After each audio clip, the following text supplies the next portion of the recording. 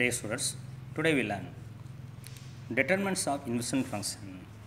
அதாவது முதலீட்டு சார்பின் காரணிகள்.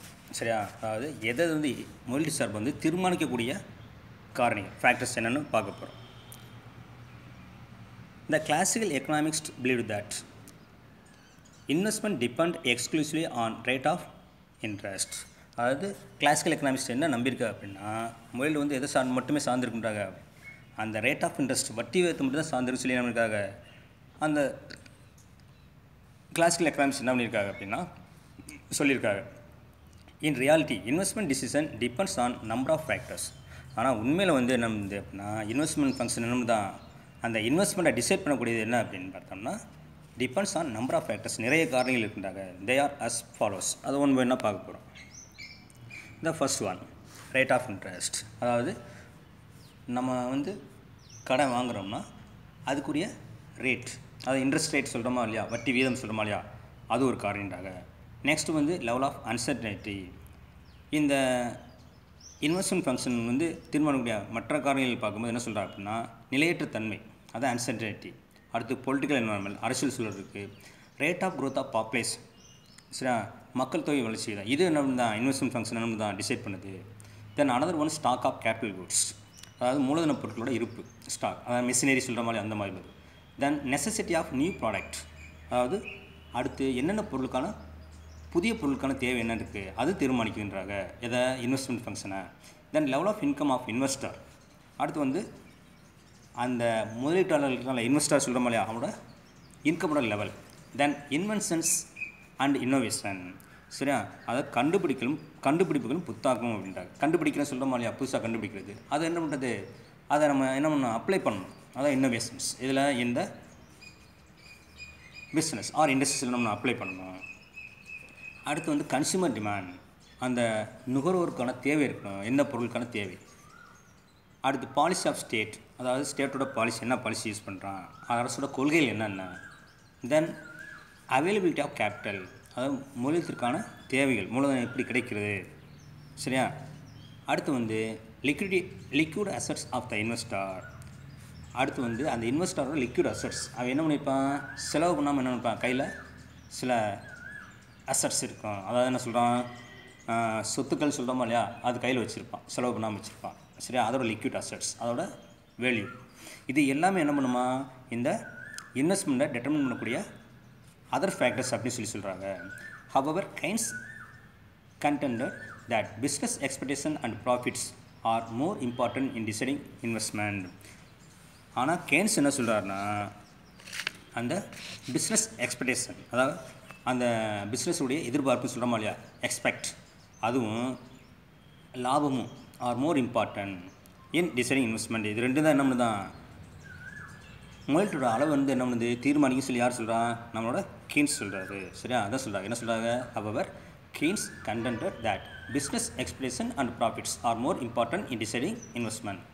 He also pointed out that investment depends on MEC. அதே நேரம் என்ன சொல்லியிருக்காருன்னா இன்வெஸ்ட்மெண்ட் வந்து எதை டிபெண்ட் பண்ணி இருக்குது அப்படின்னு பார்த்தா மார்ஜினல் எஃபிஷியன்சி ஆஃப் கேபிட்டல், சரியா. அதை வந்து சொல்லலாம் இறுதிநிலை அந்த மூலதன விருப்பம் சொல்கிறோமா இல்லையா, ஆக்கத்திறன், சரியா, அதே மூலதனத்தின் இறுதிநிலை ஆக்கத்திறன், மார்ஜினல் எஃபிஷியன்சி ஆஃப் கேபிட்டல். அதே நம்மளுக்கு கெய்ன்ஸ் சொல்லியிருக்காரு. என்ன சொல்லியிருக்காருன்னா he also pointed out that investment depends on MEC and rate of interest. அந்த MECயும் ரேட் ஆஃப் இன்ட்ரெஸ்ட்டையும் நம்ம டிபெண்ட் பண்ணியிருக்குது இந்த இன்வெஸ்ட்மெண்ட் அப்படின்னு சொல்லி யார் சொல்லியிருக்காங்கன்னா நம்மளோட கெய்ன்ஸ் சொல்லியிருக்காரு. Private investment is an increase in the capital stock such as buying a factory or machine. அது தனியார் முதலீடுனா என்ன அப்படின்னு பார்த்தோம்னா அவனோட அந்த மூலதன இருப்பு சொல்கிறோமா இல்லையா, கேபிட்டல் ஸ்டாக். அதே நேரம் வந்து என்ன மூலதன ஸ்டாக்னு என்ன சொல்கிறோம் அப்படின்னா தொழிற்சாலை மற்றும் இயந்திரங்களை அதிகரிக்க செய்கிறது. அவன்கிட்ட என்ன இருக்கும், ஃபேக்ட்ரி இல்லை மிஷின் என்னன்றான் அதிகரிக்க பேர் என்ன சொல்கிறான், கேபிட்டல் ஸ்டாக் அப்படின்னு சொல்லி சொல்கிறாங்க. அதான் private investment is an increase இந்த capital stock. Then marginal efficiency of capital அப்படின்னு பார்க்கும்போது stages the rate of return on investment project. அதாவது நம்ம எதில் வந்து நம்ம வந்து இன்வெஸ்ட் பண்ணுறோமோ அதில் கூடிய ரிட்டர்ன், சரியா, அந்த இன்வெஸ்ட்மெண்ட் ப்ராஜெக்ட் சொல்கிறோமா இல்லையா, முதலீட்டு அதை என்ன சொல்கிறோம், மூலதனம் பண்ணுறோம், ஒரு திட்டத்தில் என்ன மூலதனம் பண்ணுறோம், அதில் கூடிய ரேட் ஆஃப் ரிட்டர்ன், அதை என்ன சொல்கிறோம் மார்ஜினல் எஃபிஷியன்சி ஆஃப் கேபிட்டல் என்றது என்ன நம்மளை இண்டிகேட் பண்ணுது. Specifically, it refers to annual percentage yield earned by last additional unit of capital. அதில் வந்து என்ன சொல்கிறாங்கன்னா it refers to annual percentage yield. அதாவது என்ன சொல்கிறாங்க அப்படின்னா ஆனுவல் அவுட்புட். சரியா, earned by the last additional unit of output. அதாவது நம்ம அடிஷ்னலாக லாஸ்ட்டாக வந்து ஒரு யூனிட் என்ன பண்ணி இப்போ நம்ம வேலைக்கு அமைத்திருப்போம். சரியா, அதுலேருந்து கிடைக்கக்கூடிய பெர்சன்டேஜ் என்ன, அதை என்ன பண்ணுது தான் இது மென்ஷன் பண்ணுது. அதை மார்ஜினல் எஃபிஷியன்சி. மார்ஜினல் அப்படின்னால என்ன அப்படின்னா இறுதி நிலை, இறுதியாக. அதை மார்ஜினல் எஃபிஷியன்சி ஆஃப் கேபிட்டல் அப்படின்றோம். If marginal efficiency of capital is 5% and rate of interest 4%, then it is worth borrowing at 4% to get on expected increase in output 5%. அது என்ன சொல்கிறாங்க, அந்த மூலதன இறுதிநிலை ஆக்கம் சொல்கிறோம் இல்லையா, அது 5%, வட்டி வந்து 4% இருந்துச்சுன்னா அந்த மாதிரி நேரங்களில் என்ன ஏற்படுது, 4% வட்டியில் என்ன பண்ணுறான் கடன் வாங்கினாலும் 5% உற்பத்தி என்னம்லாம் எதிர்பார்க்கப்படுவதால் என்ன பண்ணலாம கடன் வாங்கலான்ற மாதிரி என்ன பண்ணுறான் மென்ஷன் பண்ணுறான். சரியா, அதாவது marginal efficiency of capital 5% and interest rate 4%, then it is worth borrowing 4% to get on expected increase in output 5%. 4% என்ன பண்ணுறோமா பாரோ பண்ணாலும் 5% என்ன பண்ணுறோமா அது வந்து உற்பத்தி எதிர்பார்க்குறோம் அப்படின்னு சொல்லி என்ன பண்ணுறாங்க இந்த இடத்துல மென்ஷன் பண்ணுறாங்க. நெக்ஸ்ட் என்ன பார்க்குறோம் அப்படின்னா அந்த ரேட் ஆஃப், அதாவது ரேட் ஆஃப் இன்ட்ரெஸ்ட்டுக்கு இன்வெஸ்ட்மெண்ட்டுக்கு என்ன ரிலேஷன்ஷிப் இருக்குன்றதை நம்ம அப்புறம் நெக்ஸ்ட் பார்க்க போகிறோம். On explanation of how the rate of interest influence the level of investment in the economy. அடுத்து சொல்கிறாங்க, இங்கே ஒரு விளக்கம் கொடுத்துருக்காங்க நமக்கு. சரியா, அதாவது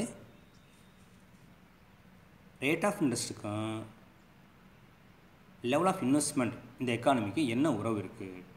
சரியா, on explanation how the rate of interest எவ்வாறு வந்து பொருளாதாரத்தை வந்து மாற்றி அமைக்கும், அதில் தாக்கத்தை ஏற்படுத்துன்றது இந்த எக்ஸ்ப்ளனேஷன் சொல்லுது. இந்த எக்ஸ்ப்ளனேஷன் இந்த rate of relationship between interest and rate of investment and rate of interest. Typically உதாரணத்துக்கு என்ன சொல்கிறான் அப்படின்னு பார்த்தா, higher interest rate reduce investment. அதாவது ரேட் ஆஃப் இன்ட்ரெஸ்ட் வந்து என்ன வந்து ஹையராக இருந்தால் இன்வெஸ்ட்மெண்ட் என்ன ரெடியூஸ் பண்ணிடும். Because higher rate increases the cost of borrowing and requirement investment and require investment to have a higher rate of return to be profitable. அப்போ என்ன வந்து அந்த கடன்கள் மீதான வட்டி உயரும்போது என்ன பண்ணுது முதலீடு எப்படி குறைவாக தான் இருக்கும். சரியா, வட்டி விதம் அதிகரிக்கும் போது கடன் பெறுவதற்கான செலவு அதிகரிக்கும். அதனால் என்ன ஏற்படுதுன்னா அதிக வருவாய் தரக்கூடிய இடங்களில் மட்டுமே முதலீடு செய்யப்படும். இதில் வந்து அதிக வருவாய், அது ப்ராஃபிட்டபிள் லாபம் இதில் கிடைக்கும். அதில் மட்டும் தான் நம்ம இன்வெஸ்ட் பண்ணலாம். இன்ட்ரெஸ்ட் ரேட் அண்ட் இன்வெஸ்ட்மெண்ட் இங்கே ஒரு டயக்ராமேட்டிக் மென்ஷன் பண்ணியிருக்காங்க. என்ன கொடுத்துருக்கா அப்படின்னா இதில் வந்து அமௌண்ட் வால்யூம் ஆஃப் இன்ட்ரெஸ்ட் OXலையும் இன்ட்ரெஸ்ட் ரேட் வந்து OYல எடுத்துக்கலாம் வச்சுக்கா. இப்போ as the real cost of borrowing rises, fewer investment project are profitable.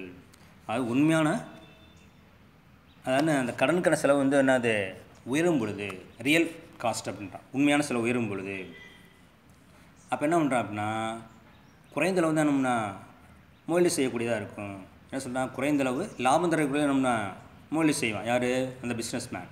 If interest rate rises from 5% to 8%, இப்போ இந்த டயக்ராமில் பாரு ஒயில் பார்த்தா 5% 8% அது இன்ட்ரெஸ்ட் இருந்தால் அது ரைஸ் ஆகுது. we get fall in the amount of investment from 100 crore to 80 crore. அப்போ என்ன பண்ணுது OXல வந்து 100 crore வந்து 80 crore என்ன பண்ணுது இன்வெஸ்ட்மெண்ட் வந்து ரெடியூஸ் ஆகுதுன்றாங்க.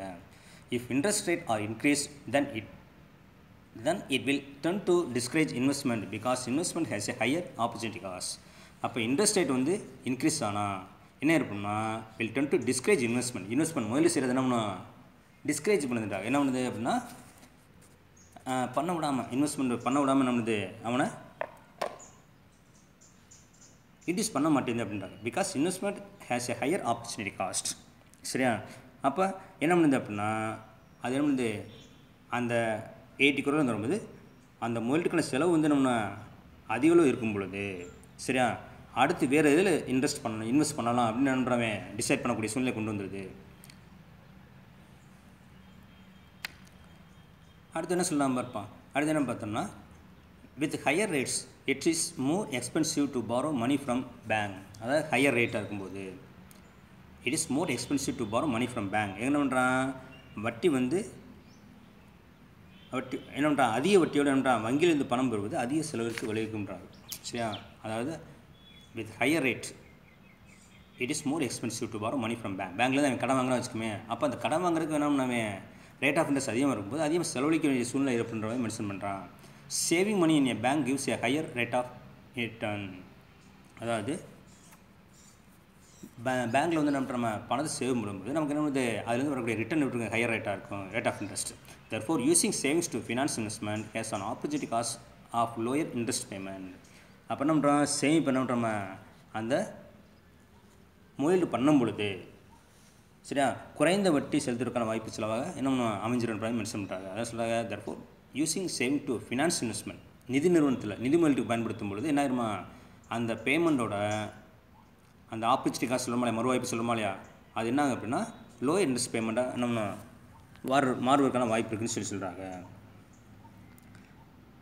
If interest rate rice firms will need to gain a better rate of return to justify the cost of borrowing using savings.